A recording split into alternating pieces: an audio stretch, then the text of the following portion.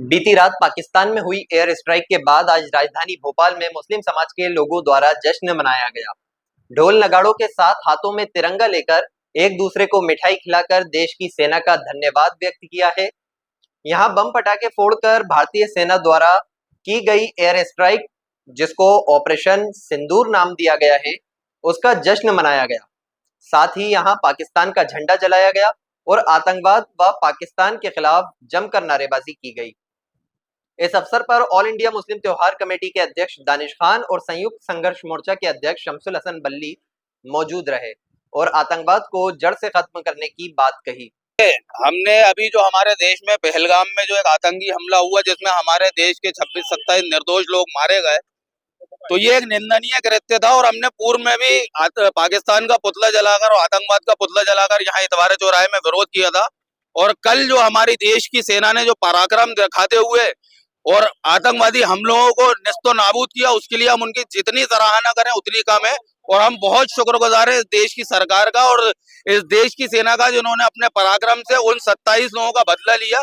और हम चाहेंगे कि इसी तरीके से हमारी देश की सेना आगे बढ़े और इस देश का 20 करोड़ मुसलमान तत्पर है, तैयार है। अगर जरूरत पड़ेगी तो सेना के साथ इस देश का मुसलमान पाकिस्तान में घुस के पाकिस्तान के इरादों को निस्तो नाबूद करने में सक्षम है और इन आतंकवादी जो लोग हैं इनको जड़ से उखाड़ने में सक्षम है। और भी एयर स्ट्राइक की जरूरत है, बहुत ज्यादा जरूरत है। जब तक पाकिस्तान अपनी औकात में नहीं आ जाता, ये आतंकवादियों का मुंह काला नहीं हो जाता, जब तक इस तरीके की जो गतिविधियां होती रहनी चाहिए। लगातार पाकिस्तान कीचड़ बत्तियां दे रहा है, उसको कैसे देखेंगे?